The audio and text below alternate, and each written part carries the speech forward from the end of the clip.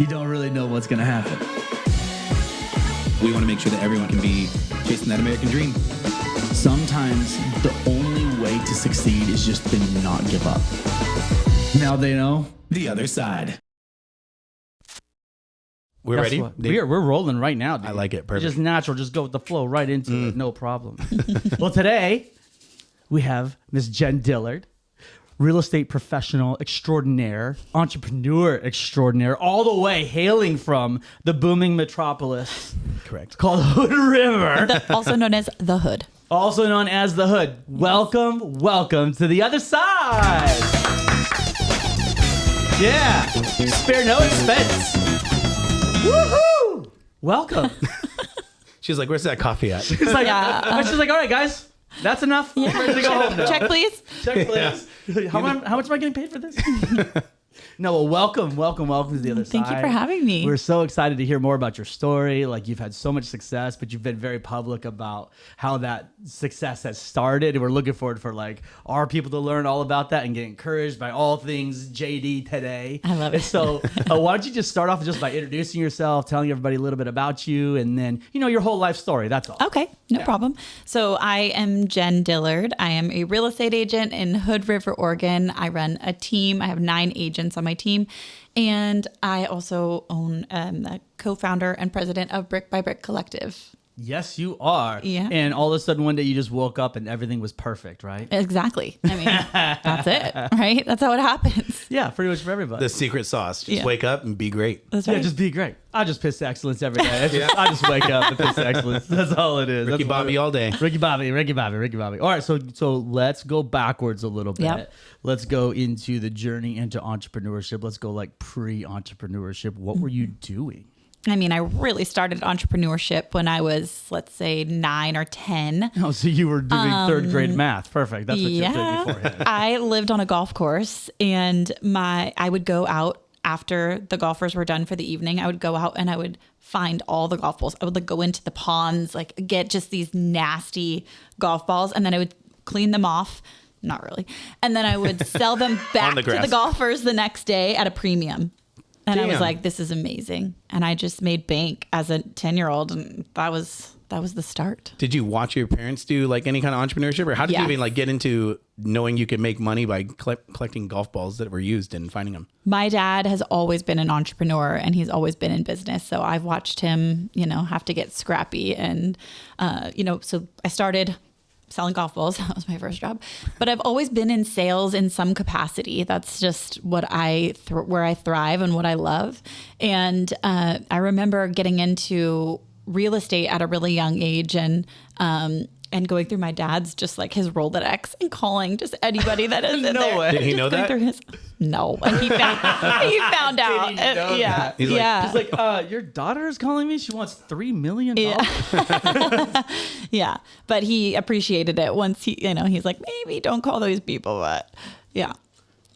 Well, do you have any siblings that kind of helped you do that as well? Or do you watch, or are you an only child? Or? I'm not an only child. I have a sister, and we are very different. Like, she's incredibly talented. She's much more creative than I am, but I'm like all about the sales and, the building the relationships and, more of that. That's more of that left side of the brain, I guess it would be. Is she younger or older?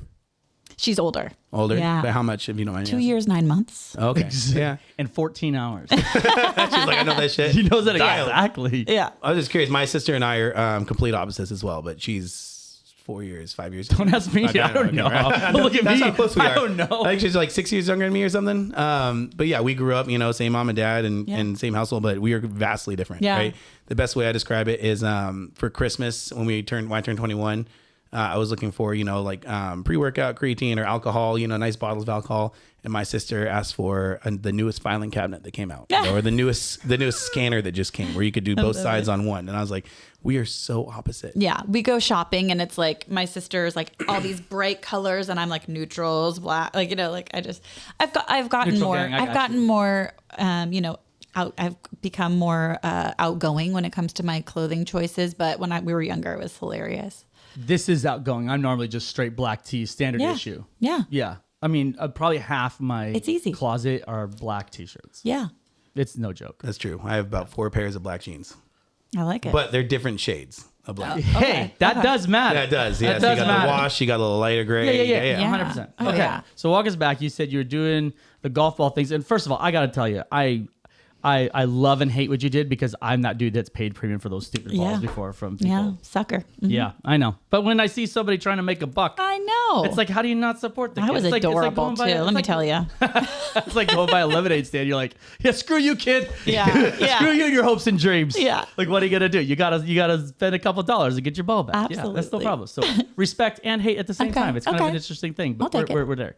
So then at some point you're like, I got into real estate. Walk us through how you started learning about real estate. Yeah. Like, what was it about real estate that made you go, yep, this is the thing. This is what I want to do. Totally didn't happen that way. So I had a boyfriend at the time that he was working for a man that had a syndication company, and he had this huge real estate portfolio, including apartment buildings. And so he was looking for property managers, and I was like, well, I can get my license and I can do that. I can help. So I did. I got my license. I was in property management. Hated it. It was just, that's a tough job. What age is this? Because you went from 13 selling golf balls, having a boyfriend, and now doing property management. I know. I move fast. She's like 14. So Show your work. I was 20. Okay. I was probably 20 Yeah. when that happened. And then started selling condo conversions in Ballard in Seattle at 21. Ballard. My uncle used to have a sailboat at Ballard Bay Marina. Oh yeah. I know it well. Yeah. Yep, I've been right down there. I Now, love it. what's that burger joint that's right there with the big old burgers that's down there in Ballard by the high school? It's right across the street from the high school. Burger Master? I don't remember. That's I what don't I'm asking. remember. I don't know. It doesn't matter. Keep going. I know it's had nothing to do Anyway. with anything, but here we go. We're on a journey together. We sure are. So then got into real estate. 2008 hit.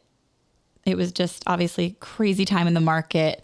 And I decided to go back into property management. And while I was in property management, I met this woman who became a good friend. But I was like, what do you do for work? Because she was renting these sick apartments. I'm like, okay, what do you do?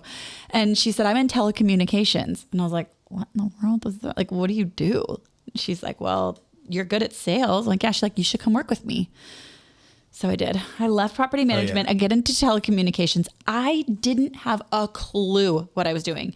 We were supposed to sell T1 lines. I would go and I would door to door, every floor, 100 dials a day. I mean, and I would go meet with these business owners, and I would tell them that the T1 line was faster than DSL, which is not the case. Okay. I had no idea that I was wrong, but I was Confidence. the company's number one sales rep in the country for 2 years. Damn. And I just Wow. You're just good with words. I faked it till I made it, I guess. But then I actually started to understand what I was doing, and then went off from there, and I built a real estate. I built a telecommunications brokerage. I started brokering the services, and that's how I met my husband. And then ended up moving back to Seattle. I moved to Portland for a brief stint. Moved back to Seattle. Started my real estate business again, and here I am. I was thinking calculators because T89 was the one I used. You said T1? T1, yeah, line, it's like a yeah. line. Yeah. Like a landline? No, it's an internet thing. Yeah. Cool. Yeah. Like I like- DSL. I know. You know what? T1. I've Yeah. heard that it's faster than DSL, but that's not true. It's not true. It's not true. No, somebody sits on a throne of lies. I don't know. That's my crazy. goodness. I was trying to catch up to She's that like, story. I was the number one person know. that I lied my way to the Oh top. my gosh. That's actually so bad. hilarious. Yeah. Yeah. I mean, I'm you still don't friends know with what you some don't of the know. clients. I was so young, and I was whatever. just learning, but I still am friends with some of the clients, and they're like, yeah, It you was were not great. It was horrible. It was a horrible service. Oh my goodness. Yeah, but you sold them well in your personality, and you know, again, people, just like in real estate or any business, most people fall in love with the person they're doing business with, not necessarily the product itself. That's right. So it's like, hey, it may be a little slower, but you get to hang out with me. I get to service the client, Yeah. or you as my as a client manager. So Yeah. it wins out. Yeah, I exactly. like it. I mean, to be fair, I did that shit. I mean, I didn't know shit about life insurance when I first got in the financial industry, and I was selling it one way, and then I was selling it. It was a difference between the words were interest versus dividend crediting rate. And I was selling it as an interest and didn't realize that those two things were completely different. Yeah. So I felt like absolute shit once I found out the real reason. I wanted to go back and tell everyone, but I'm like, okay, well, they all said, are they in a worse position than when you first met them? And I was like, no. And they're like, okay, then it's okay. Just now you learn. Yeah. But yeah, I had no idea. What the It was fuck I still the doing. right thing, just Yeah. sold the wrong way. Correct. Yeah. Yeah. Yeah. That's exactly right. Yeah. Yeah. Exactly. So again, But you have to learn. I mean, it's just like anything. When you just have to, it's by trial and error a lot of times. You just have to, getting out there and experience, learning by experience sometimes I think is the best way to learn. yeah, the hardest thing for we had a whole episode on that, or that section right there, which was when you fail and you sometimes I feel like it's at the other person's expense, unfortunately, but it's not intentional. That's right. Right. And I still hate that we failed at something that may have like not hurt them, but it's just they didn't leave them on a better spot. Yes. So like we used to, we focus on real estate agents, working with them, doing bookkeeping and taxes. Anytime we've gone outside of that, we've typically not done well. And we have unfortunately learned that because we don't do well. And that part just really sucks that you kind of learn the hard way. And then, I don't know, it's not somebody else's expense. I can't remember exactly how we rephrased that. I mean, that's basically the sentiment, right? I mean, like, it is challenging when, you feel like, it sucks to lose a client, but it sucks worse that you didn't do a good job. Like, they actually didn't get a good result. And you're like, sorry, like, it's part of the process. Like, it's part of how you grow a business is you have to try things. Yeah. And sometimes it just doesn't work out very well. But then you find your niche too, right? I mean, I'm sure like as a real estate agent, you have like, you don't just, well, I guess tell me who do you go after? Who's your target demographic for real estate? Well, so I have a team, and my team serves, everybody at all levels of their real estate journey. So whether they're first time home buyers or they're luxury, our team is happy to help. Personally, I am more of a listing agent now these days, and I work with million and up sellers. But that's your niche. That's who you go after. Yeah. Right. Yeah. So for us, like we focus on only real estate agents and independent contractors. Right. Like that's primarily our bread and butter. Yeah. We see tons of real estate agents who go out there and they say, I will work with anyone under the sun. And everyone. Yeah. Yeah. And then we see that's a disservice down the road. Absolutely. It never works. No, you have to have either a specific farm or market that area that you want to serve, or you have to have a very specific demographic. Yeah. So it sounds like things have been pretty quote unquote easy. The way you're just naturally gifted at sales, meeting people, connections. Yeah. It's like all the right people come right to your lap. Yeah, like, come do this with you. Oh, okay, cool. And then all of a sudden, the team, you want to be on my team? Cool. Okay. And then here you are. There's no way it was that road to victory. So there has to be a moment in time. Yeah. When you were in the real estate industry before you had a team. Yeah.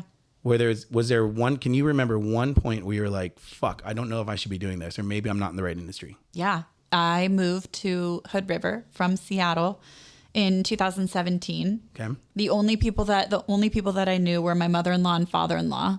And we moved to this area where I started my real estate business completely over.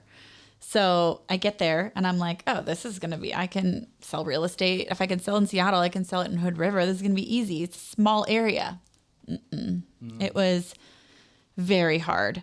And people didn't want me to succeed. The other agents didn't want me to succeed. They were like, who is this new agent coming into our market? And, I wanted to go out there and get it done. So I was doing marketing and I was, like putting my face out there everywhere, my face, my name. If there was an opportunity to put my name on something or, give back in some way so that I could help the community, but also like grow my business, I was all over it. So, people were like, how, she must be cheating. What is she doing? And people were not nice at all. So I had to put my head down and stay focused on just serving clients, serving the community, and slowly grew my team organically.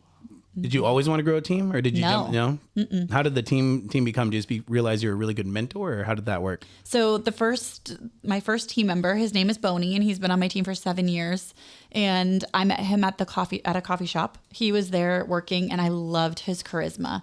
And whenever I would go in there, he just makes you smile. He was just like, "Hey, how's it going, Jen?" Like just so engaging, and always remembered my name. Always like check, how's Travis? How's the kids? It was just so great. And so I just started talking to him one day and was like, "What's your story?" And have you ever been in sales? And he said, I actually used to work at Comcast and I lived in Portland and I'm from Hood River. So we started talking all about his story. And I was like, you'd be a really amazing real estate agent. And he's like, people have told me that before. I'm like, well, if you have any interest in it, go get your license and call me. I'd love to mentor you. And he did. Damn. So good for him. Yeah. Did you follow up with him or did he just reach out to you after that and said? Reached out to me. Damn. I like how you just left that in his lap and he did something with it. A lot of people most people would not do anything with it. No. And he did. And he's still with me cool. today. He's still one of my top agents. He's, Boney? he's Boney. It's like Tony Shout with out a to B. Boney. Yeah. I like B. it. But that's kind of how you started Yeah. too. You just said like, okay, I don't know what I'm doing. I'm just going to say yes. You think I'll Yeah. be good at it? And here you go. Yeah. So, you That's saw exactly like, right. a younger version of you in that. And then now he's there. Yeah. And then, from there, I watched Boney have success. I watched him buy his first house. I watched him, grow his family and be able to support them and all of that. And I was like, this is awesome. So, When did you bring your second team member on then? Is that brought after my a year? second team member on, it was probably close to a year after that. And then it's just been organic since. It's just, people reach out or I meet somebody that I'm like, you have what it takes. Yeah. And we've had agents join the team. We've had agents leave the team, and that's all super normal with, with sales. But we have the core people are still there. So Yeah, that's amazing. Yeah. You said something online a few days ago that I thought was amazing, by the way. And I want you to speak to it because I want to hear like the behind the scenes emotions because this is a very emotion packed post. She's going to be like, my marketing team said that. Yeah. She's like, I've actually never even read those words. yeah. Well, if that's the case, here's what your ghostwriter said. They will call it luck. They will call it easy. They will tell a story that is easier to believe than the real one. But the truth is built in the late nights, the sacrifices, the silent battles that no one ever sees. It was not luck. It was not luck. It was persistence. It was grit.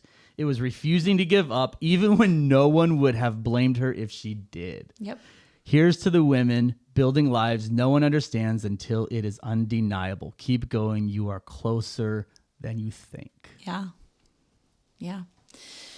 I mean, that is from not just the heart, it's from the gut. I mean, I have cried so many tears. It has been a journey, to say the least. Business, not just real estate, but being in business and growing a business and having so many naysayers and so many people that don't want you to succeed. Or, I moved to Hood River and I had an agent reach out to me and say, you're a nothing and you're a nobody in this town. Damn. Ouch, right? Like I wanted to quit then. I wanted to quit then. I wanted to say like, okay, I guess if she says that and she's been doing real estate here for a long time, maybe it's true. And maybe I won't succeed here.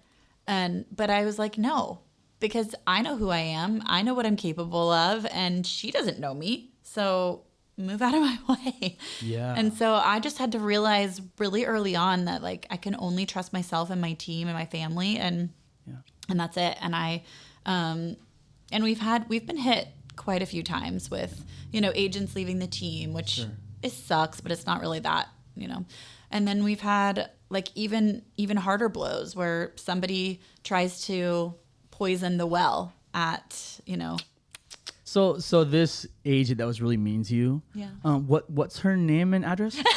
Just so everybody can send their She knows who she appreciation. is. We'll She spam this one knows. out. Yeah. We're going to pay $100,000 to marketing for this video just and reach only Hood River. It's gonna and be only real estate nonstop. agents at that age. Yeah. Yeah, bring the coffee in. Yeah, you're Thank you good so to go. much. There you go. Yes. Coffee delivery. I love it. I love it. Thank you, Q. You're the best. Appreciate you. You are the best. Wonderful, wonderful, wonderful. Yeah, you always have those. For me personally, the more people who doubt me, it makes it easier for me to succeed. Because it's Mike fuel. loves that Yeah, shit. I'm like that kind of guy that I get motivated by somebody doubting me. Right, like Yeah. I've had that a couple of times. I've mentioned on the podcast. My dad saying, "Don't talk to me about finances till you make more money than me." And then for Christmas a couple years ago, it's like, there you go. So just like that, or somebody saying, "Oh, you can't do this or you can't do that." I'm like, dude, watch me. There's no way you can do this record. Absolutely, watch me do this. Because when you do it, it's so much better. And then when you don't, you learn, you figure a way to get to that point. It just takes longer than expected. That's right. I still hold grudges, Tony. Yeah. 1, 2, 3 Main Street. Yeah. Tony. Thinking I can't bench press 375 pounds. It's coming. Just wait. I love it. 375. Oh my gosh, my chest would collapse. I know. Goodness gracious, Ouch. I don't want anything 375 pounds Sounds on top of terrible. me. That was a long time ago. I still got time though. Still got time, but it's still there. You got this. I do one day. A little extra curriculars and I'll be good. You're gonna be fine. Okay, so you've got this team now. You've had people that have been major naysayers, especially in a smaller community. I'm guessing there's only so many like successful competitors in that It's market. very competitive. It is Yeah. not easy to. It's not easier because it's smaller. No. Absolutely. Yeah, Yeah. You run into people a lot more, I'm sure. That is true also. Mm-hmm. Yeah. Yeah, like in Seattle, like you could go like- weeks without running into an agent. Yeah. Here you're like, there's 4 coffee shops that we all Yeah. go to. We're gonna run into somebody. Yeah. Hey, remember you said that to me yesterday? Yeah. Don't let the door hit Like you on we, the ass. we had coffee the other day just here, didn't we? Yeah. Like, now you're talking to another agent. You said I was the one. Yeah, exactly. Yeah. Yeah. Oh my goodness. And so you've found a way to make a home. How did you do it? How did you break in? I had to just really get super mentally tough. I had to work on my mindset and just on myself and learn how to just not give a crap. Like, you know, they can say whatever they want, but I know who I am. Mm-hmm. I know what I'm capable of. I know what my team is capable of. And we just drown out the noise. I'm like a zero drama policy at our office. I don't do drama. And we don't talk about what anybody else is doing because it doesn't matter. Yeah. We just keep our eyes on our own paper and we stay focused on us and our clients. Is that something that you like actively talk about with your agents, or is it just something you lead by example? Both.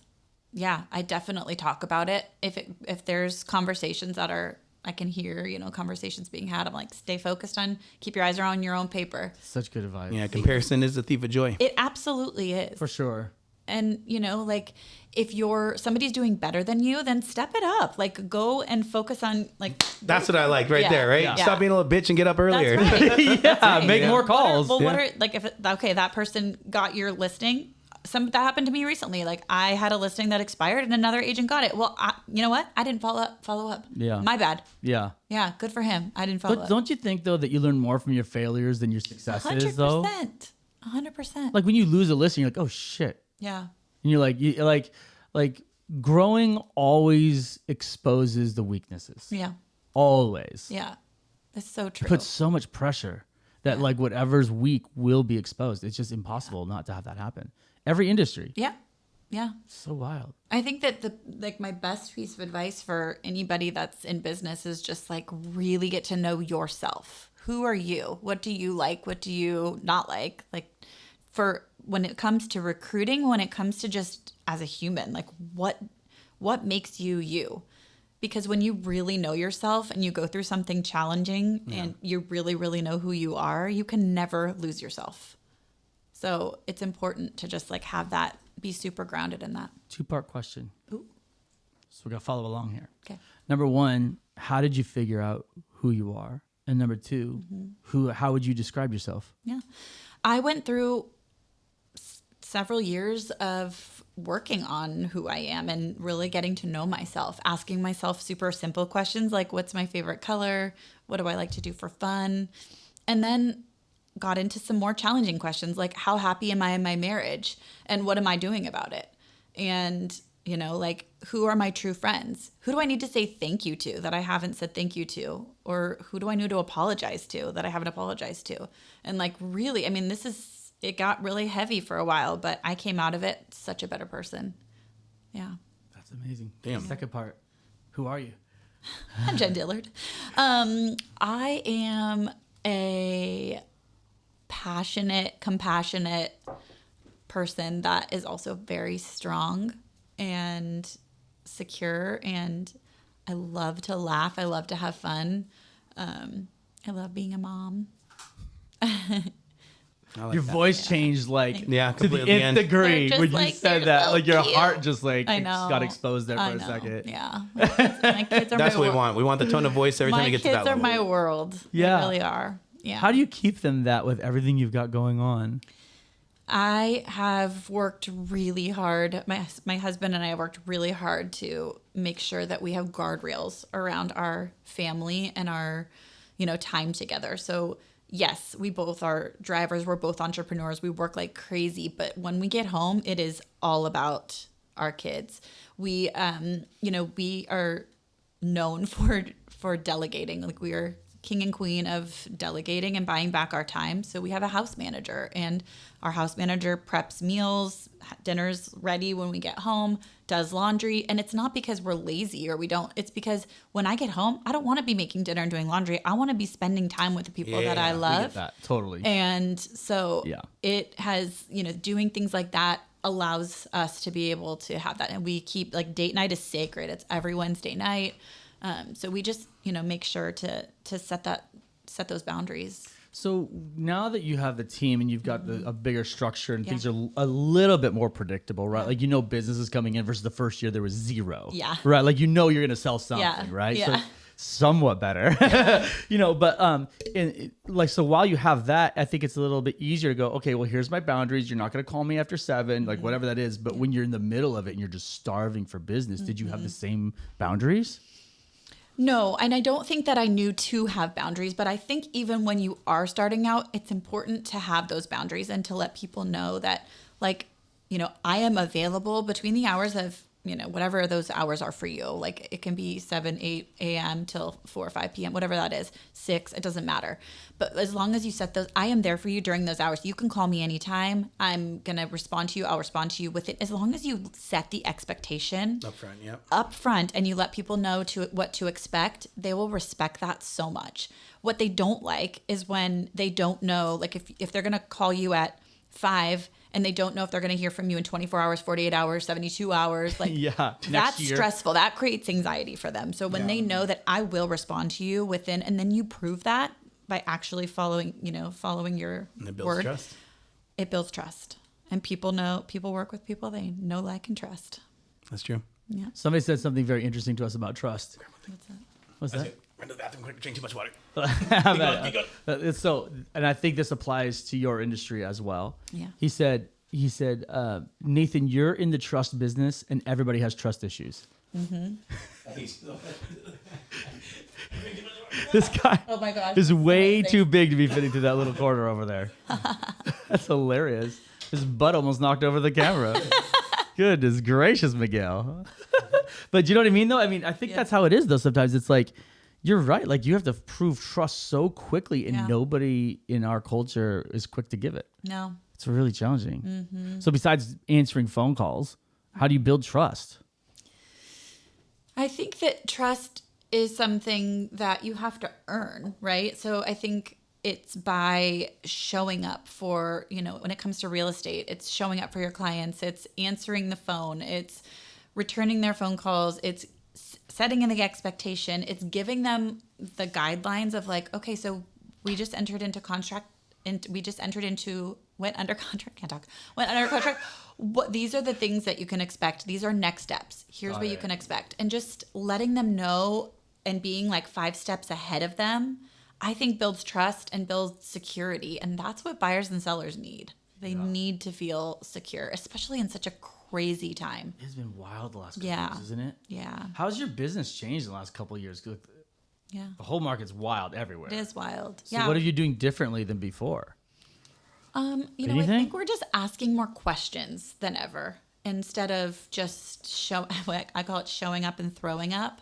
Like so many agents do. They just show up and they're like, these are all the things that we can offer you. But did you take the time you don't even know if they give a shit. Yes. Yeah, did you take the time to ask them the questions about what their needs are? And, like maybe none of those things matter to them.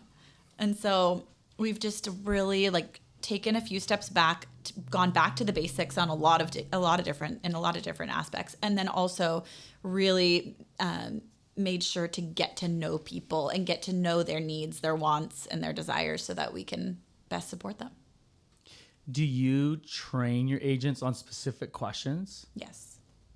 Can you give us a couple of gold ones that you really like? I think that, so I don't know if you guys are familiar with Phil M. Jones. I don't think I know Phil Jones. So he is incredible. I recommend you give him a follow. But he has this, it's called Exactly What to Say. It's a Oh, yeah. So Okay, I just didn't recognize his name. Yeah, But I know I'm a that certified book. guide in Exactly What to Say. So he has this whole like methodology that is. We interviewed Beth Silverman in Yeah. Miami. Jason? Do you know Beth? Yeah. Really? Yeah. Yeah, we interviewed Beth, and she said the same thing. Yeah. He's pretty Yeah, incredible. she loved it. Her Yeah. language is like Yeah. Dialed. Yeah. Yeah. say New York. Yes. She's got it dialed. Oh, that's funny. You guys know each other. Yeah, I just know of her. I What a small don't. world. I don't know if I've ever met her, but I just through. Well, we can introduce you to her. That She's would be wonderful. Yeah, she's really cool. You guys would get along great. perfect. Yeah, you guys would get Love along it. really well. She's a monster. Yeah, she's a go-getter. I have a lot of A respect real for her. estate monster. Yeah. Cool. In not Miami. She's in like the other side, Clearwater, Okay, St. Tampa. Pete, Tampa. Yeah. Yeah. Cool. That area. Yeah. Yeah. Awesome. Oh, she's good. Okay, so let's go back to you are a mom, Yes. right? Yeah. So Yay. so how do you keep being a mom the priority? Well, it has to be. I mean, there's no other option in my mind. Let me ask you this question. Let me ask you a different Yeah. question. How do you know it's your priority? I know it's my priority because if something else comes up and it's between my kids or anything else, it would be my kids. Yeah. Like they are the priority. And they know it, they have to know it because that, they need to feel secure too. So they know that if there's like somebody that's calling me during those hours, I'm not going to answer. They know, like during the hours that we're fully present. And I have 8:00. I go, I'm very structured. So 8:00 I go and I check my phone, make sure there are no emergencies. Everything's good. Okay, cool. I'm back to family time. So, and my kids know that, and they know that that's the time. And so they really feel secure and confident knowing that like mom is with us and she's fully invested in us, and she's going to go at 8:00 and she's going to check her phone. And if there are no emergencies, she's going to be back with us and she's going to be fully Predictable. present. It's predictable. Yeah, Kids that's need wonderful. that. Yeah, for sure. How old are the kids? Yeah. My daughter's 9 and my son is 10, almost 11. Do you see any entrepreneurship in them yet? Yes, I think that my daughter will be an entrepreneur. And how do you know that? Just has so much.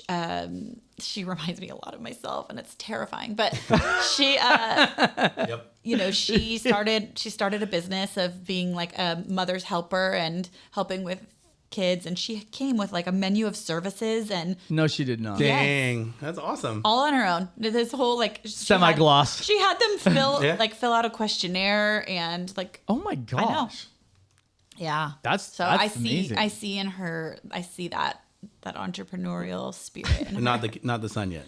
My son is just a total bro. Like he's just not in that mindset. There's hope for him. For sure. I mean, listen. Like all he wants to do is ride his hoverboard and eat snacks, and that's totally fine. That's where he's at right now, and Yeah. it's cool. But Has he tried it at all? Have you like kind of pushed him into that role in any sort? I'm just asking because maybe like a lemonade stand or garage sale or that kind of stuff. Yeah, he loves to make money, but he wants his sister to like come up with all the things and like do everything first, and then he'll show up and be there to make money. So I think he'll be a great team member. I mean, my 12-year-old a year ago, so when he was 11, he's in 5th grade, almost got kicked out of school because he was selling all of his old toys out of his backpack in the bathroom. I love it. I was like, dude, I can't even get mad at you. I think that's a great idea. That's Do it awesome. again, and just this time don't get caught. Yeah. You gotta you have to do it better. And then I asked him one time, I said, this is how I know he's gonna be an entrepreneur. I said, hey buddy, what do you want to be when you grow up? Like one of those typical questions. Yeah. I have 3 boys. The other 2 boys answer pretty normal questions. And this son goes, well, I don't really want to work that much. So I think what I'm gonna so what I think I'm gonna do is I'm just gonna get like a bunch of candy bars, and then I have my friends go out and sell it, and then they're gonna bring me back the money. I was like, do that. There you go. Like that was his thought. He was like, why would I work? Yeah, I told my son, I'm like, let's get a vending machine. Yeah. Like, let's go do. I don't know. We bought him a book. I got a good on it. vending machine idea for you that it's floating around in my head. Okay, here's my I'm ready. idea. I'm ready. Like single-use headphones for gyms, like for love people who it. forget their headphones. Yes. $2-3 for a brilliant. wireless headphones, like just like a single-use, like a gym use. I'm Yeah. like, we could put those in every 24-hour love fitness in this the idea. country. Yeah. Super let's do cheap. it. I've already done all the math. Let's do it. All right, deal. It's a pleasure doing business with you. Oh, I will. Isn't it I could just stay out there. Just kidding. I'm actually like, I don't know anything about gyms. Not a thing. What kind of help could I bring? No, but I did think that was a great idea because Yeah, there was 'cause a point in it's a time. great I, idea. horrible. I literally will drive from. So I used to go to the LA Fitness across on 78th Street. Yeah. And if I forgot my headphones for a workout, I would drive to Ross and pay $10 for some Skull Yeah. Candy. A lot of people would. Headphones. And I'm like, why wouldn't you just Yeah. have it there for like $2-3? Yeah. Call it a day. I'd still pay $10 just to get them. Just not have to have a workout with just- any Drive music. You could just collect the ones that you get from the airplanes and then put them in the machines. the airplane. And then you save. You don't know. There's no. Just make upfront make cost. an agreement. I like that. Hey, See, United. recycling. Yes. Recycling. United Airlines. We would like all your used. There's a lot of headphones. profit there. I if you think. do I that, mean, yeah, you when know? it's free. It's unlimited. I love it. That's great. Yeah, I think it's a good idea. Yeah. I think it has play. Yeah. Excited. There's nothing worse than going to a gym with no headphones. I I hate it. It's horrible. Yeah. And you get My there ex- and your heart just thinks, you're like, Well, you either have to hear other people's conversation, terrible music, or your own thoughts. Like, ugh. Your own thoughts. Yeah. So we're my thoughts are like, do I really look like that? damn it. Like, this is not Can't what do I was it. here for today. I was like, listen, I wear oversized sweaters for a reason. My gosh, it's because I eat too much pizza. I like the little, a little loose around the gut. So we're Well, good. yeah, dude, I need a little, yeah. I'm glad we're all casual Jesus today. help This me. is good. Oh, This yeah. is kind of our normal, we're a totally typical accounting firm, as you can tell. I like it. Yeah. Pretty I like normal. Do you have the gym as part of your daily routine, or do you only go certain so a day in the life, let's say, because why I want to ask this too is twofold. Number one, I do want to know the routine, but when I have my son, it's typically on the weekends when I have him, and he never really sees my day-to-day routine. So when we hang out, like he was giving his mom shit saying like, well, at Dad's we do this and this, and I talked to him. I was like, dude, just because it's the weekend, man. Like I've prioritized you. So when I'm with you, I do not work. I worked my ass off when you were like, when you were born all the way till you're about 3 or 4, where I could like really just put everything I could into this business. And now I have more of the standards where I don't work. So I told him like, just because if you came with me Monday through Friday, it would be a completely different ballgame. Yeah. We wouldn't be having pizza every single night. We wouldn't be eating pancakes every morning and waking up when we wanted to and playing Fortnite and doing all that stuff. So I was like, my routine is this, and this. Yeah. So he's starting to understand that. So I'll call him or I'll FaceTime him from the gym so he knows I'm at the gym, or I'll FaceTime him from work or whatever. So he's like, oh, okay, you do have a routine. So what is the routine that you have every single day? I lay in bed until my husband brings me coffee. And if he doesn't bring it to me, I meow until he does. Not joking. This is real life. And that's usually at like 5:45. And then So that's his alarm clock. he's already up. Okay. Yeah, got it. no, I don't wake him up. He's an early riser. Yeah, he's an early riser. And so then I go and work out in our home gym. Okay. And then I come upstairs. I have my smoothie, get the kids ready, and I'm off to work. And I go for walks during work. I have a walking pad at the office, so I do my calls and walk. Or every few hours, I go and do a loop. We have the Hood River stairs that are really steep, so I go do those, or walk down to the waterfront. And I like being on calls and walking. I feel like I'm Standard. much more Yeah. productive. So It's hard to take notes that way though, true, but yeah, but it's worth it. it's worth it. Yeah, I don't do those kind of calls, like calls that I have to take notes. Yeah, I'm like, hey, I'm not taking notes, so you need to take notes. Thanks. Just want to give you a heads up. Yeah, I don't do that. yeah, I don't do that. So love that. then That's great. I have lunch at 12 o'clock every day. I'm like super regimented with my meals, so I have lunch at 12 o'clock, and then work. And then I usually, if I hadn't worked out in the morning, if I didn't have time, then I work out in the afternoon at 4, and then I go home and I am mama. There you go. Yeah. I hate working out in the afternoon. If it doesn't get done in the morning, it Yeah. never happens for me. Yeah. Once the day gets like going, it. it's just almost impossible. Yeah. Yeah. I like an afternoon workout, but it just depends on like if it's gloomy and gray, like forget it. But when it's sunny, I'm like an Energizer bunny. Yeah, that makes sense. Yeah. So like obviously you've got a very good Solar powered. yeah, exactly. All of those are. Where's my tax credits? Yeah. That's good. So obviously you have an outstanding persona online. Like all the stuff that you produce is excellent. We were talking about like you. your video Yeah. quality and stuff before we got on here. Like everything looks great. Like you have this very robust personality. You're great on camera. So like what's something that like people would never know about you if they only knew you from social media?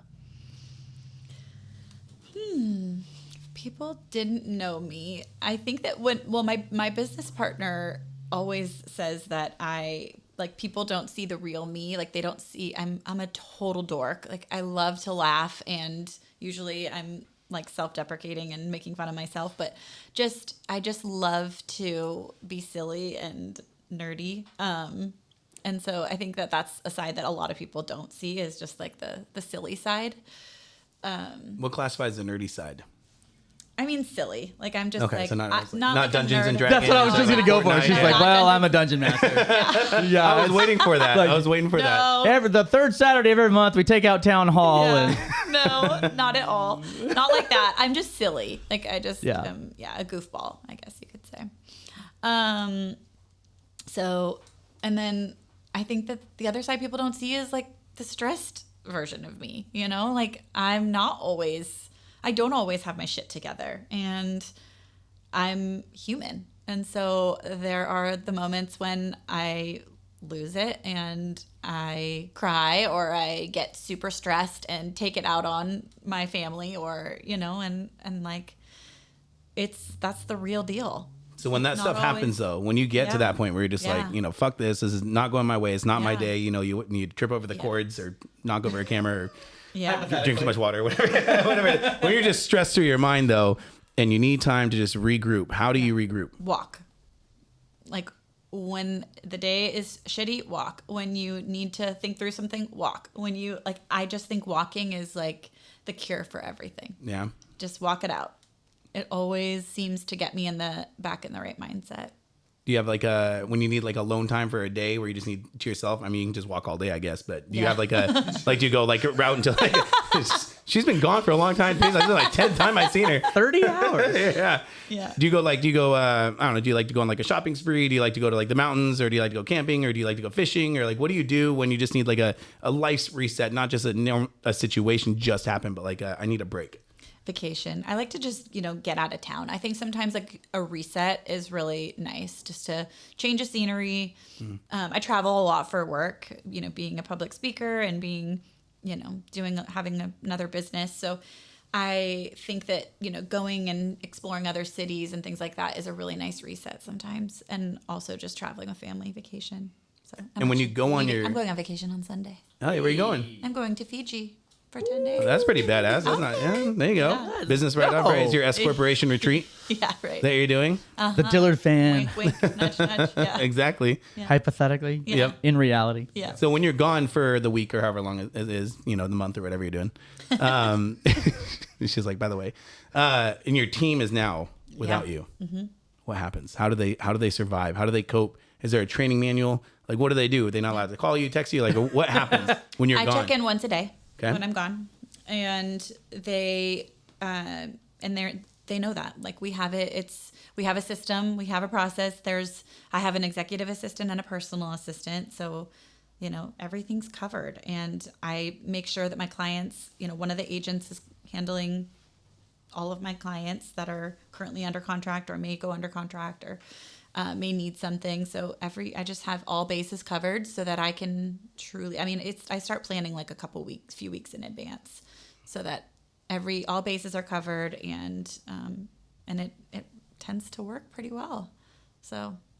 Yeah. Did you have an assistant when you were a solo agent, or did you get an assistant once you started getting a team? When I had a team. When you had the team. So before you had the team, you were always doing everything yourself. Yes. Actually, even after I had the team, I was doing everything myself. And then I started hiring in-house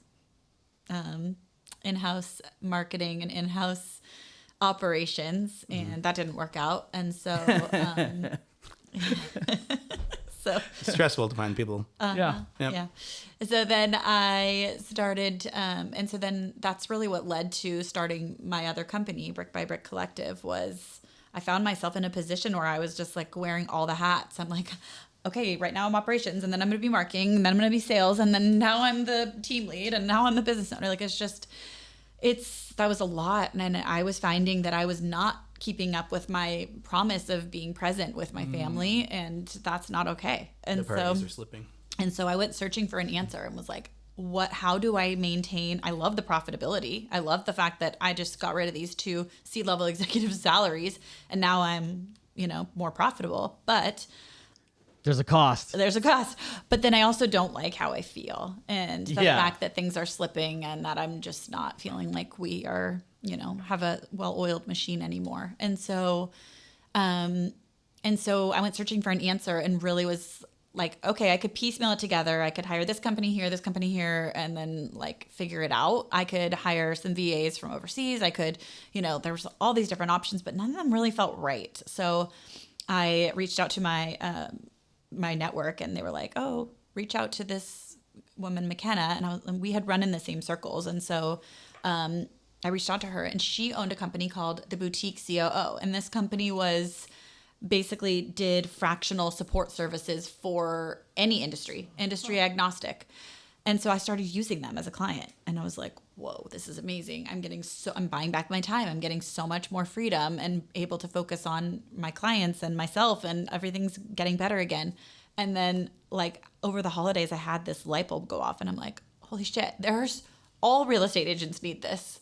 Everybody in the industry needs this. Like no matter what, whether you're in real estate, you're in, like you're an agent, you're a team, you're a brokerage, you're whatever, mortgage. And so we started Brick by Brick Collective, and it's been wild. So what are all the services that you're providing at Brick by Brick? So it's essentially 4 buckets: marketing, operations, finance, and operations, and transaction coordination. Yeah. I'm like small part. Yeah. A small part of actually getting things over the finish line. Yeah. Yeah, my gosh. Yeah. TC is such an important job to have done right. Such an important job. It's got to be done right. Yeah. And on time. Amen. And you said you have a business partner for that one? Yeah. You do? Yeah. And how'd you get into business partner, or how'd you guys choose each other? We ran in the same circles for a while, and so she already had that flagship company. Yeah. And so I was like, we need to basically rinse and repeat. We need to take this exact same model and the same employees for right now, and we need to start the same business model, but for the real estate industry. And so that's what we did. And how'd you guys did you guys get along really well at the beginning? Did you guys vet each other? Did you just jump into it, or how does Nathan and I took a lot of mutual friends, and we vetted each other, but her and I, we've had like those tough times where we're like, ooh, we don't agree.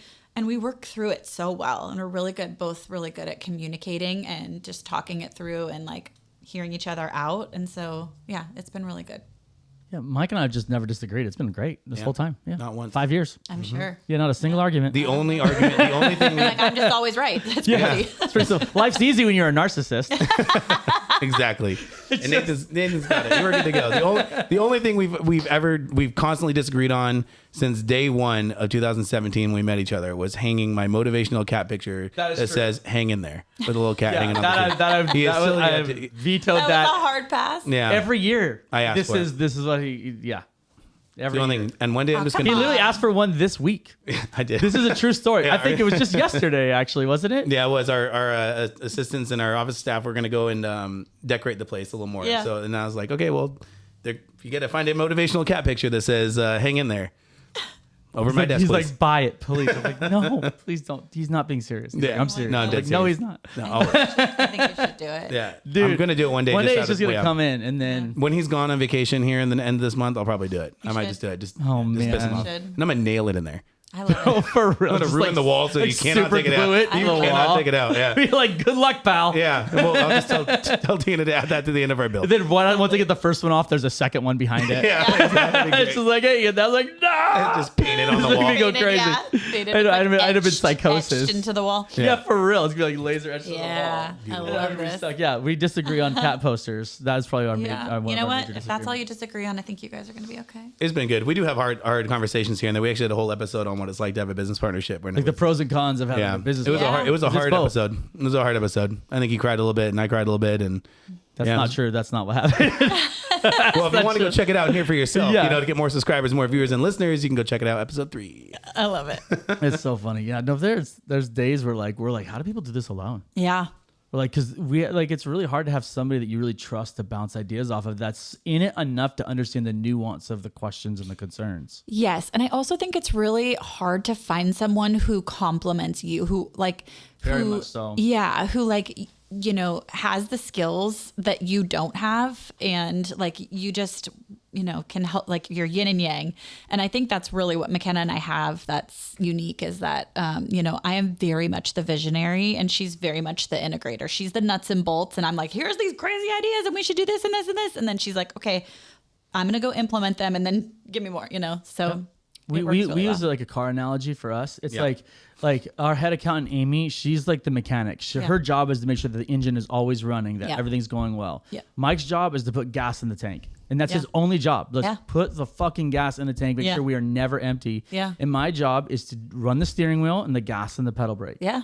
Like the gas and the brake. Like that's it. So I am the one who decides whether we speed up, slow down, and which direction we're going. He's responsible to make sure that wherever I decide to go, we get there. Yeah. And she's the one that makes sure that we don't break down. I love it. So outside, and so it helps you understand, like, if it's not in one of those spaces, we have to get rid of it. Yeah. So we regularly take annual inventory because things get thrown on your plate as a business owner that you don't even realize you're picking up. And you're just like, oh, I can handle that. It's no big deal. It might be easier just to take on something than to be like a major delegator. We try to do good at that too, but inevitably something's going to come up that I solve that maybe I shouldn't have solved. You know, it's another thing too that we take a regular inventory of now, but it's subscriptions. It's crazy. And you guys know this probably because of all of your clients, but it's crazy how real estate agents get this like subscription bloat. They just sign up for everything and they don't use most of it, or they don't use it like effectively. The first 2 to 3 years of an agent's career has the potential for financial ruin because they get sold so much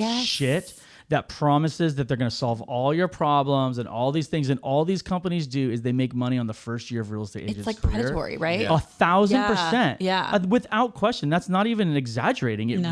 That's how we feel about it. And so we were just like, so one of our mission statements is to be the go-to trusted financial advocates for real estate agents. I love that. Because they need somebody who goes, that's fucking bullshit. Yeah. Don't listen to it. Like, just don't chase the next shiny thing. Like, just stick to it. Do what your people are telling you. Find somebody who's successful and just don't reinvent the wheel. Like, totally do what they tell you to do. Like, I tell agents, like, when they're new, I'm like, treat the first 2 years like you're an employee. This whole like bullshit that like you can run off and run your own business when you have no business sense whatsoever is really dangerous. You've never had freedom. Here's unlimited freedom. Right. You've never had boundary. Like if you're used to having boundaries and now you have none.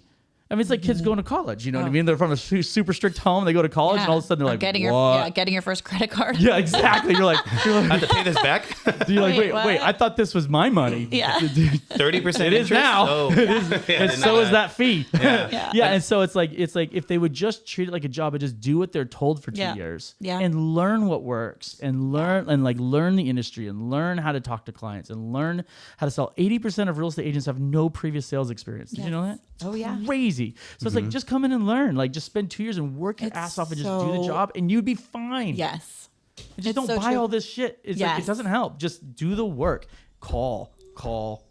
Like, it's proven for 100 years to work. I like to throw the most challenging transactions at my new agents because I feel like it's like so good. They learn, like, I'm right there with them. I'm not throwing them to the wolves, but like I am right there with them. But I think it's so good when they experience like these really tricky transactions that they have to figure out because they're such better agents. They're so much stronger. The easy ones are so much easier, right? Yeah.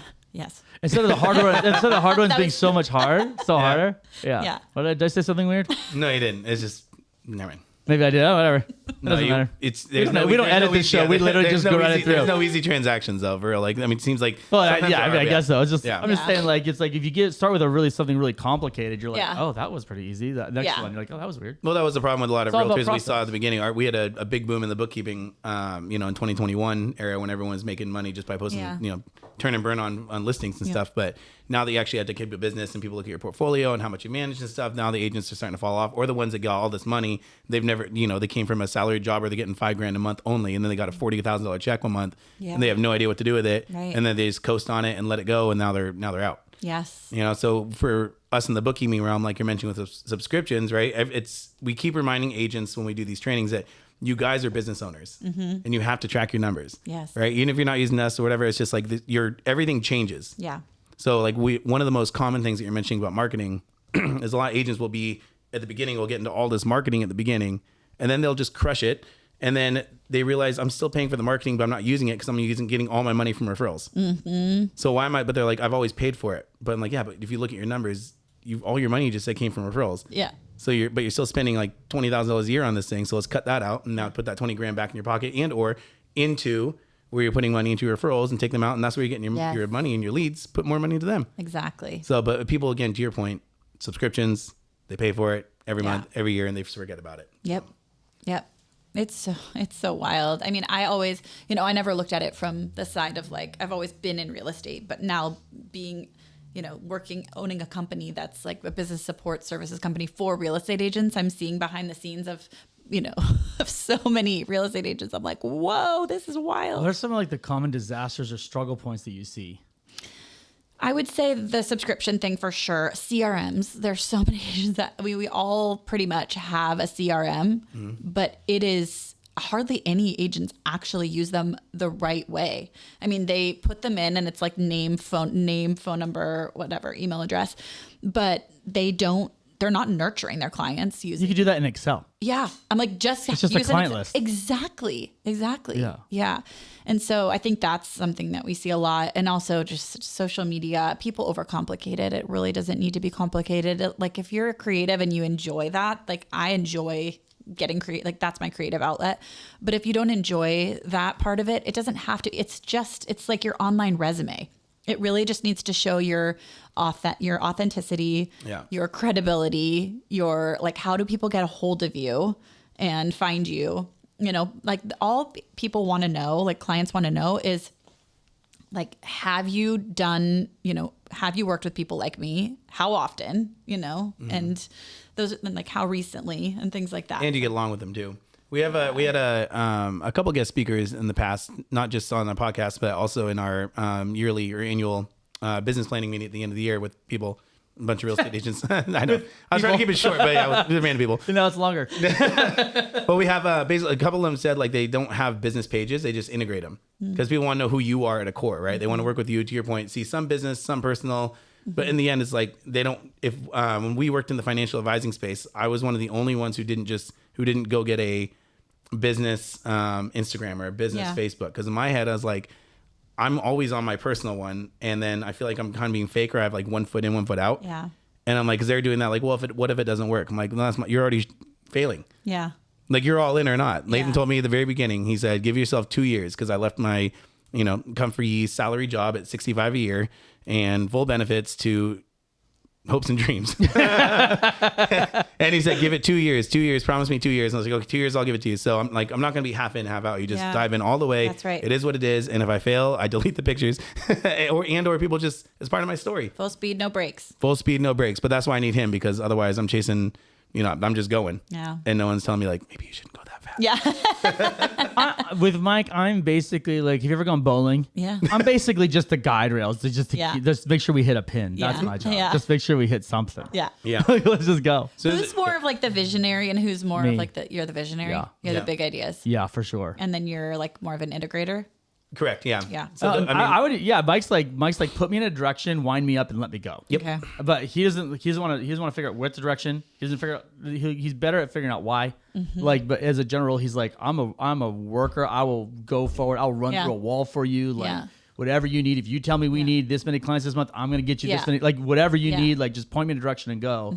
But like we have an long-standing joke, which has just got rectified this week, which was Mike's never even been in our bank account. Like he has no idea. Like he knows what it is. I tell him. I am like, now though. But just this week Just he got this week I got access. access We've been to doing the this for bank. 5 of the years. He's the Yeah. owner of the company, and he's like hasn't been able to. hilarious. He went to go withdraw some cash, like which he's never done. They're like, yeah, you don't even have permission to withdraw cash out of the account. I had to And go so we're back. like, what in the world? How's that even possible? That's so how much not into that part he does. Yeah. He But doesn't it care. also shows how much he trusts you. Which We is have cool. to. Yeah, you have to. There's Yeah. you absolutely have to. Like you don't have. If you want to do something great, Yeah, you have no choice. that's true. If fear is a bad friend, man. And every time I've partnered with fear, bad things have happened.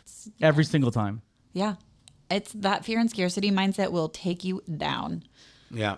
I don't know, man. Sometimes some people live, open-handed and always just have more than enough. Yeah. And I've just seen it time and time again. And when I look at the people whose lives I respect and lives I would like to emulate, none of them are hoarders. None of them are like, this is mine and you don't No. touch it. Most of them are like, you want to learn something? Like, Yeah. you show, like the student shows up, the teacher shows up. That's You know what I right. mean? It's like, That's right. and even just today, like I had an opportunity to meet with a gentleman who owns a massive business. Like, and I was just like, man, like I have all these questions for you. Like, I want to figure out how do we scale this thing, and like, because it's growing and it'll continue to grow and do its thing. But I'm like, but how do we get like into multiples? Like, how do we build a system that allows us to do that? And this guy was so wonderful because I think he could immediately tell that I was really serious. I was interested. I wasn't fucking around. I sent him, like, I asked Mike for permission. I sent him all of our financials before the meeting. Like, I'm like, I'm really here to learn. If you're going to give me an hour of your time, I'm going to take every single ounce of it. Yeah. I had a whole list of questions. That's I'm great. there. But people who have done something and people who are successful would love to share that with somebody who would value it. Absolutely. You know, because it's like, how many times have we sit there talked about something that we're doing, or with a friend of ours who we used to be maybe really close with, and they're like, yeah, cool for you, bro. Like, that's great. And you're like, oh shit, that wasn't a good use of my energy. And like, it can really demoralize you if you're not around that. But if you're around people who are like, we say often that you rarely get shit on from somebody doing more than you. That's right. Almost never. You know, so it's We like, know that one. yeah. So it's just one of those things that you just Well, like, we all know that one. She didn't part of that. It's my fault. it's all good. I forgive you. You were there. Yeah, I was there. You saw it. I was like, in spirit, I was like, yeah. But I think that's really true. And I think that the people who want to learn and want to get better have no problem finding the resources. And people are always willing to help if you're going to do something with it. Yeah, we just talked to the last guy who was on the podcast. He said the same thing. He's like, you can go find, anybody can go find the information out there now. It's just like, do you want to do it and how bad do you want it? It's like, just be okay going out there and failing. Yeah, that's the brilliance of just in the first story you shared with Boney. That's what his name is. Boney.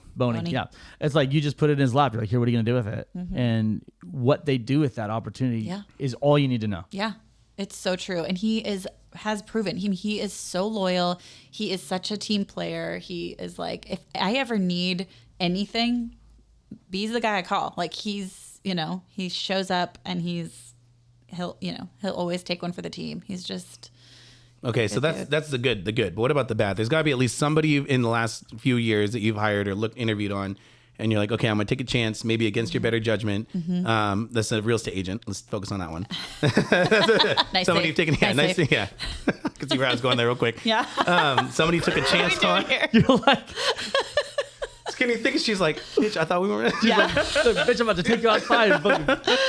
A real estate agent that you've hired that was going to be on our team. So like, there's times where Nathan and I, we've interviewed people to be on Bookkeepers, and we both kind of like, anytime we've ever had a hint of unsurety is the word, or like just we're not 1,000% in, or we didn't trust our gut, it's bitten us in the ass. Yeah. So we say fuck yes or fuck no. Yes. Yeah. If they're not, So when it comes to hiring, it's either a fuck yes and everybody's all the way That's in, how it or should it's a be. fuck no. That's how it should That's be. how we. That's Slow how to we hire, say it. quick to fire. Yeah. Yes, there you go. So when's the time, like, have you brought on agents as you can grow in your team where you're just like, this is, how do you know when it's time to cut them if they're not, like, are they not producing? Do you have certain restrictions or requirements they have to hit, or is there a way? For me, no, it's not about number of transactions. I think that real estate is an ebb and flow business, and it's not always going to be like, you're not always going to be producing at your highest level, like that's just how it works. I have slow months. I have great months. Like, it just happens. But for me, it's, if you show up and you work hard and you're consistent with that, like, you show up, you work hard, and you show up to the meetings, you show up to the trainings, you have a good attitude. Like, a negative attitude will get you booted so fast. I don't do drama and I don't do negativity. And so, like, as long as you're showing up in those ways, then you've got a spot. And, and I'll continue to fight for you and teach you and help you. So I reward the agents that are consistently showing up and, trying to find new opportunities and trying to go out, not just sit there and wait for the lead phone to ring. Are you trying to expand your team even more now? Like, what's your goal by the end of this year? Are you just happy? Are you just taking not clients, I guess real estate agents as they come? Yeah. Or do you have a number you're trying to hit at a certain point? I'm not, it's all about quality and not quantity for me. I am not really looking for anybody. If there becomes an opportunity presents itself and it's the right culture fit and the right, then cool.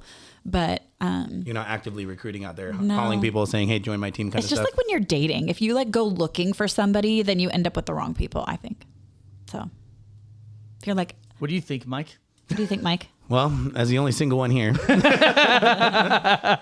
you're too desperate and looking too hard, I feel like you're like, Yeah, I agree. Well, yeah, because you'll be willing to compromise your priorities and values. Yeah. Yeah. That's how it goes. And Yeah. that doesn't go anywhere good. Yeah. I mean, yes, we put ourselves out there and we make it known that we are hiring, but it's not very often. It's not a hard sell. It's not like, it's just like, hey, you know, if it fits. it has to be. And it's very like attraction based recruiting. It's like, this is what our team does. This is how we operate. This is what we offer. If it's for you, cool. If it's not, that's okay. So, yeah. So if everything seems like it's going well now, so if everything went away tomorrow, the brick by brick, the real estate, it's all gone. And not in a bad way. Let's just say you sold it all, or you're walking away, or just it was your choice. You had to do it. So if it's your choice, you had to do it. I feel like that's a oxymoron. It's a contradiction. That's what I was looking for. Contradiction. Okay. Point is, it's all gone. You have to restart everything tomorrow. Yeah. You still stay in the real estate? Are you doing something different, or what would you do? I think that I would build something else. I would love to say that I'd like be stay at home and be mom, but I just don't think that's me. I think I love building and I love business, and I know myself, and I would not be able to just be, especially with my kids in school. It's like, there's not, I'd be like sitting at home knitting. What am I going to do? You know? So, Etsy store. Yeah.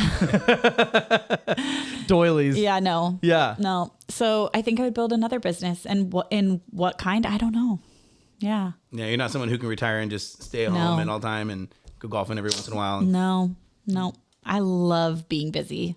Yeah. I thrive on busy. Yeah, we say the definition of retirement for entrepreneurs is never like a number or an age. It's just doing what you want when you want to do it. That's right. Any point in time. That might be working. Yeah. Yeah. You know, it just kind of depends. I think I would probably do something where I could be more geographically free.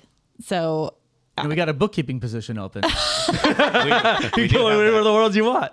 perfect. I don't know. I don't know if the salary's gonna be enough for you, but When Nathan and I both agree, we are never going to be employable ever again for the rest of our lives. Yeah. We are Yeah, entrepreneurs, I and we feel- are. Yeah. I'm now unemployable. Yeah. I Tell feel me. like. Yeah. I mean, I'm backing track on that just a little bit, but it would be a very unique situation. Yeah. Like, I would work for that person. Yeah. It'd have to be a very unique scenario. Yeah. It's hard to go back. It's hard to go back, Isn't it, man. though? Yeah, it is. Yeah, it's crazy. Yeah. It's like, I don't know, man. It's just a great life. Mm-hmm. You know, do you have anything you would have done like you really wish you had done differently? Maybe not like a regret level, but like, man, if we had done this differently, or if I had done this differently, or if I had done this sooner, like I really wish I had built my team sooner, or maybe like, do you have anything like that? If you went back, you would do it differently? I think I would have outsourced my, the in-house positions. I would have outsourced sooner. That I would have done, because it was so costly, and I didn't really know that you could do that. Like, I didn't know that was an option. Yeah. And so I had, I spent so much money on trying, because in a small town especially, it's so hard to find the people with the skill sets that you need to fill the position. And so you're kind of just like, okay, well, I'll hire this person, and then I'll try to like make it work and piecemeal it together. And you end up, it ends up not being the right fit most of the time. And so the pool is so small of people with the skill sets that you need. And so outsourcing it has been such a huge win. So That's kind of what we did with bookkeepers. We don't have a single local bookkeeper. Yeah. Yeah. They're all remote. They're all over the country. Because we wanted it. We just want to find the best people. We don't give a Correct. shit where they are. Like, we just want the right people. yeah. Like, We had this there's great pros and vision that cons. we were going to have all these bookkeepers in house locally. We even That's had a why really nice big office downtown and everything. Yeah. Spent what $50,000 remodeling that thing, and then People want to work remotely if they can. I mean, and why good not? job. Like, we have over 130 employees with Brick by Brick, and they are all, except for they're all virtual, but they're all US based, and like, Wow. yeah, and it's Well, for you, what's the challenges of being in a remote? So 130 is a lot of employees. Yeah. What are the challenges handling that many employees remotely? I don't actually. So my business partner is more One doing employee facing. Yeah. Yeah, but good. it works really well. Yeah, I think for us, like some of the pros and cons, the pros are a lot of people want to work here, right? Because it's really flexible. Like Yeah. we really honestly don't give a crap when people work. Like, Yeah. is our job, is it accurate and is it on time? Yeah. If you can be accurate and on time, you can work whenever you want. Like Yeah. respond to people within 24 hours, get your emails to zero, like get your stuff done by the end of the week, and like you could do literally whatever you want. Yeah. So there's a lot of positivity in that. It creates a good morale. Like people like to be here. If they want to take Friday off, they just take Friday off. I wouldn't even know they took Friday off. I have no idea. Yeah. I don't care. Yeah. Like it just doesn't make any difference to me. Do your job. So I don't care. yeah, there's a lot of We pros. want to hire adults. Yeah, that's what we say. We say right. we hire adults. Yeah. So Yeah. you got to do what adults do. Yep. That's how it works. Yeah. I don't want to babysit. The cons are it's really tough to build company culture. Yeah. We don't have a good sense on the pulse of where our employees are emotionally. Because if you walk in and somebody's just always, they're walking in 10 minutes late, heads down, things are tough, like clunkety clunkety, you know, or they're like they're ready to go. Like like there's so many things that you pick up on, just cues and body language that you get in an office that you just, we don't even see our people every day. We don't even see But them. also, isn't that kind of a good thing? Like that, but not having that energy, like, I don't need to know if, you know, Susie had like Sure. a fight with her boyfriend. I and, agree. like, I'll tell you where it does need- affect us, though. I'll tell you where it does affect. Tell me. It's when specifically we are pushing somebody to their limit, Got it. and I don't know it. I would never see it. Yeah. So let's take like the relationship stuff, because I agree, leave that shit there and come to work fine. But if it's like Mike and I, we joke sometimes that like one of our skills is finding people's capacity. Yeah. The problem is you find it. Yeah.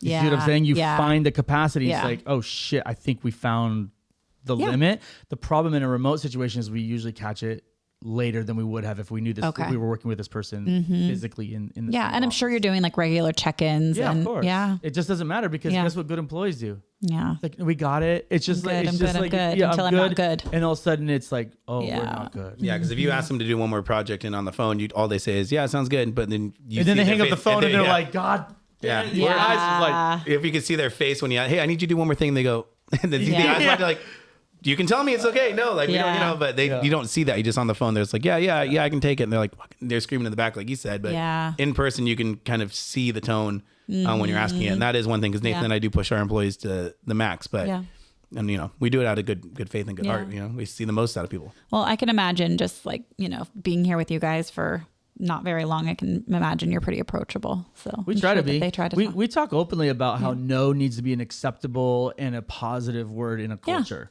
in a work culture. You have to tell us no because, to your point, one of the ways you build trust is just like by doing what you say you're going to do, right? But if you tell me you're going to do something and then it doesn't get done, then we're breaking trust. That's right. And so like by telling me no, you're actually building trust and helping us understand the workflow of the business to go, I know what we can and can't put on this person right now. Yeah. And it might just be like, no, I can't do that this week, but I could get to it on Monday. Yep. Like that's one, like reset the expectations for us. And so we spend a lot of time even with our team talking about how like, if you don't tell us no ever, we get really nervous. So like that means something's getting missed. Yep. I promise you, something's getting missed. We've done this long enough to know that if you always tell me yes, something bad is happening. Yeah.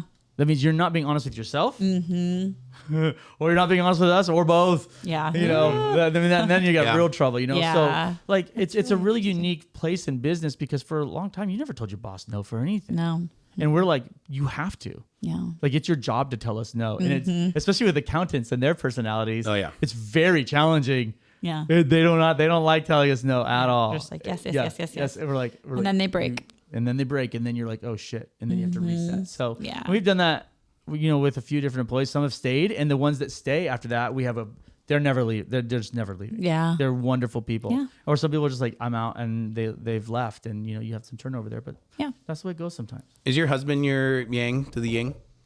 No, I mean, my husband is amazing, but we are both very like high D personalities and very type A. And so, we like, I wouldn't say that we're the yin to the yang, but it somehow works. A lot of times people say like opposites attract, but for us, that's not the case. But that's why you guys have date night. That's you why guys we have go. So date you night. both do your own thing, kick ass throughout the week, do what you need to do, have your 100%. schedule. But then that one time you're together, and then you can actually talk about the accomplishments and like what you're doing, catch up. Yeah, you know, we actually, this is going to sound so robotic and boring, but every week we ask each other a series of questions, and it's the same series of questions. Obviously, we talk about other things, but the series of questions are like, what did I do well this week? What can I do? Or what did I do well this week? What can I work on? And what can I help you with in the coming week? And like just checking in and knowing those things and knowing, like, thinking ahead and being like, okay, I got to think about what am I grateful for? Like, what did he do well?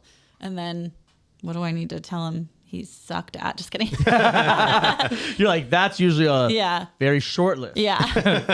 But I think just like being able to have those hard conversations and just be, you know, upfront with each other just makes it so that there's less resentment or, you know, heavy conversations other times. So, yeah. Like we've talked a lot about how you've stayed as like a mom and a priority, but like you're also a wife. Like how, like with your husband being so high energy and you're so high energy and going and going and going, how, besides like obviously you have like a somewhat of a structure in your calendar for date night. So you have like a weekly connecting point. What else have you guys done to just keep your relationship going during all of this growth? Yeah. Because you see a lot of people go through this kind of growth, and the one thing that usually ends up being the disaster of it all is usually as a marriage often. Yeah.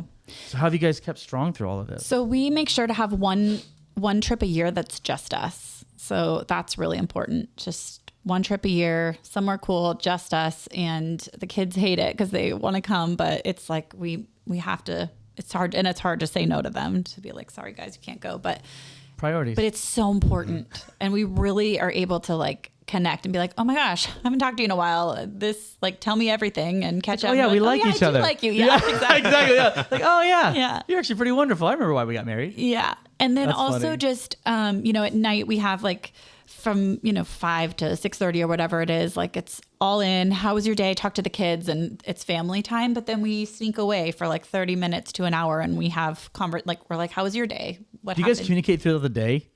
Not a lot. Yeah, not a lot. But honestly, I would prefer that we don't. Like for me, I'll, you know, if I'm thinking, we feel the same. I don't mind communicating a little bit, but you know what I Yeah. realized? I was like, people communicate all day long. Yeah. And then when they get home, there's nothing to they talk have about. nothing to talk about. They sit there and watch TV. Yeah. No. I'm like, I would rather like have us not talk all day and then have an hour of stuff to talk about exactly, and like connect. That's how I feel. And also, I don't like being interrupted in my day. Like I need to stay focused on, I want to be where my feet are. I need to be like very present in what I'm doing. And so then when I get home, that's where I am, and I can be 100% in with you. But yeah, if I'm at work, don't bug me. Okay, a couple of questions, then we'll wrap this thing up because this has been fantastic getting to know you. This has been so great. Okay, first question. What advice would you give to a new real estate agent starting in today's market? I would say for your new real estate agent starting in the market, I think what I tell all my agents on my team that are new is not fake it till you make it, but like show people that you are out there and hustling. Like ask to host open houses and show proof that you're out there hosting open houses. Go do showings, go preview homes. If you don't have clients, go preview homes so you know what's on the market and you have that intel so that when you meet somebody and they're like, I'm looking for, you're like, I've already seen it. You know, just listen to podcasts, know what's going on in the industry, just really educate yourself. These days there's so much out there with YouTube and with like, you know, Instagram and BAM and all these amazing avenues for media. And so I think that that's what I would recommend is just like really immerse yourself in it and go all in. Yeah. What advice would you give to entrepreneurs who are also mothers? Create those boundaries early and stick to them. People will try to take advantage of your time, of your real estate in your mind, like take advantage of, you know, occupy the real estate in your mind, and whether it's negativity or trying to take you down. But the loudest critics are always on the sidelines. So I think it's really important just to like stay focused on what your priorities are.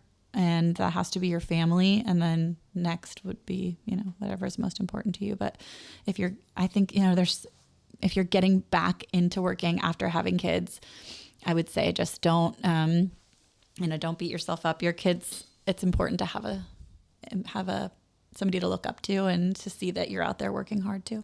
So I like that. Yeah. I do have 2 questions. Yeah, I got one last one. Oh, that's fine. I just want to make sure before you hit the. Yeah, 'cause I didn't get off here. Yeah, we're gonna be good to go. Okay, last question from me, and then we'll let Mike.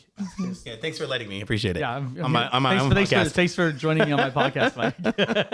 It's a long-standing joke. You'll get an episode 1 and 2 and 3. Now I gotta remember my question. Oh yeah, this was. What has been the major lesson or theme for you in the last 12 months? Trust your gut. And I can now because I really know who I am. But I think that for so long I didn't. And so I didn't really know. I didn't know that feeling in my stomach was my gut. And like that was telling me that that's a red flag, watch out. Or so now I really like take the time, slow down, and listen to myself before making decisions. Yeah. Hell yeah. Okay, I got 2. One's I think a serious one. I just can't remember because it's on ChatGPT, and I'm gonna pull it up right now real quick. I think it's a good one. ChatGPT is awesome. Yes. Okay. By the way, I think you're fantastic. I asked for all your accolades and stuff, and it went like long. Thanks, Chatty. You should always ChatGPT yourself and see what happens. Okay. Okay, the first one is one from ChatGPT. The second one is from my own brain. Okay. I'm ready. Okay, first one was, what's a failure or low point in your career that changed how you lead or do business today? I think I would say a low point would be people leaving my team. Let me start this over. So I think that there was a low point when I had to support staff that left the team and tried to, like poison the well and, take a bunch of the agents and team members with them. And what I learned from that was there are certain things that you should let people in on when it comes to your business, and there are certain things that you should not. And I also learned that that's really another trust your gut, and that feeling, that funny feeling in your stomach, that's your gut, and it's telling you. And Chipotle. I mean, that's why I had earlier. And I'm like, yeah. Is that why you ran to the bathroom? Oh no, I really did have to pee. I've been doing it like crazy. tell the truth, Mike. I swear. What's the other side of the story? Like 2 seconds. Mike. Yeah, I know. Well, Well, sometimes things flush quickly. well, now you don't have to go in there. You can go in there now. It's been long enough. There's a candle, anyways. Oh my gosh. All right. Well, Okay, the last one though. Last one That is. really went off the rails Yeah. fast. we got Shot one. We got Shot one. myself in the foot. Damn it. Well, Okay. I thought it was funny until you brought that up. Now it's like cool. It's whatever. She just called you out for shitting yourself on Yeah. this podcast. That's hilarious. I was pee. she's like, When you gotta go. It's all good. It's I did. just no respect. It's great. It happens. Hey, it's a natural body fluid thing that happens. Yeah, We're all here. everybody And poops. It's a first on the podcast, so you're welcome. Yeah, that Thank was you. the first. Thank That was great. And then I was like, shit, I need to realize like I didn't know the best way out of here because it said why you like crawl under the I'm about to. I was about to screw it. Oh my gosh. Okay. Okay. The second one. Serious. Though, We're serious. no, the second one. That was the serious one. The second one. that was my serious one. What failures did you have where you wanted like it kind of made you like change the way of you do business? And to your point, you listen to your gut and don't share as much as you just to everyone about your business, right? Yeah. Like I just did for all you guys sharing too much. So second one, I don't know if I'm like this. So I'm very, like you said, you don't like drama, you don't like all that kind of stuff, right? Like you go away from it. However, for me, I don't do drama either, but I have a petty side to me, just a little bit. And I have to keep that hidden away really strongly throughout this journey we're on. But if I was you and somebody told me to get lost, this is my fucking hood, and I am where you are now, I would spend some marketing dollars on a fat ass billboard near right that in front area. of their office. Right in front of their office or around there where they'll see it and it's Every worth the day. money and have your face. And Yeah, some right in kind the of entrance to their neighborhood. Yeah, like license to sell or something like that. Whatever it is, like Just yeah, exactly. Going like this, I would just spend money. Just fuck you. I made it. Yeah. Would you ever consider doing that? Or is that beneath you? Probably wouldn't. I mean, I would do a billboard. I would do it, but it wouldn't be to spite. It would just be for me and because I want to help our team to grow. I used to be more like Petty? that, more petty like that, and more just like about, okay, like, but honestly, the best way to get revenge is success. And success doesn't have to mean financial success, or it doesn't have to mean that I'm the number one agent, or it doesn't have to mean anything like that. Success is in here. Like, I'm happy and I love my life. I know who I am. I'm, like, but it's easier to close 85 mil, I'm just saying. But that's like, I don't, like, it doesn't, I think that's success in my eyes, and success is different to everybody, but yeah.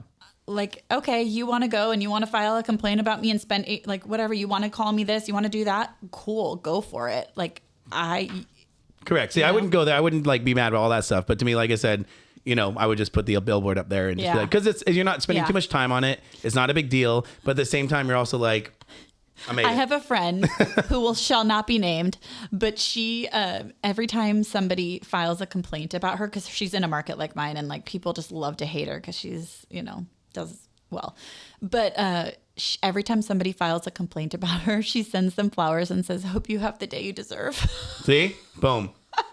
You got to do it. Just a little, it's fun. The day you deserve. It's a little bit of fun. I'm not saying. I'm just, when you take it the way you want. Exactly. The shoe fits. That's on you. I'm just saying karma's a bitch. Yeah, exactly. So, I mean, to your point, like I said, I don't do it, but once there's sometimes. You want to. Yeah, there's one firm out there that kind of was talking smack about us for a while as when we became a good bookkeeping firm. And I remember we got a client from them, but I purposely was like, I would fight for that 5-star review so fucking hard so I could post that on social media so that I knew that one person would see it. Yeah. And I'm like, remember when you laughed in my face and you told me we wouldn't do it? Guess what? Touch your client. Did it. So, again, not too much thought on it. I don't spend all waking day thinking about it. It was just an opportunity. I'm also human. And like, the people that said I couldn't, when I see myself, like us go up the rankings above them, I'm like, that sucks. Yeah. Remember when we couldn't, we wouldn't, all those things? Yeah. Exactly. So you still think it, you just don't. 100%. I just don't, I just don't act on it. Yeah. It's a powerful motivator. It is. I fucking love that. It's really powerful. Yeah. That's awesome. Yeah. Jen, it's so good to have you. Yes. You've been amazing. So good to meet fun. you. Yeah. You guys are awesome. This is great. This is awesome. Yeah, Well, you only got to talk to me. Now you get to meet my business partner and know that, Yeah, I exist. Yeah. I know. Yeah, this has been so fun. Yeah, that has been awesome. Thank you. So thanks for driving all the way out here. Yeah. And joining us today. And thank you for telling us a little bit more about the other side.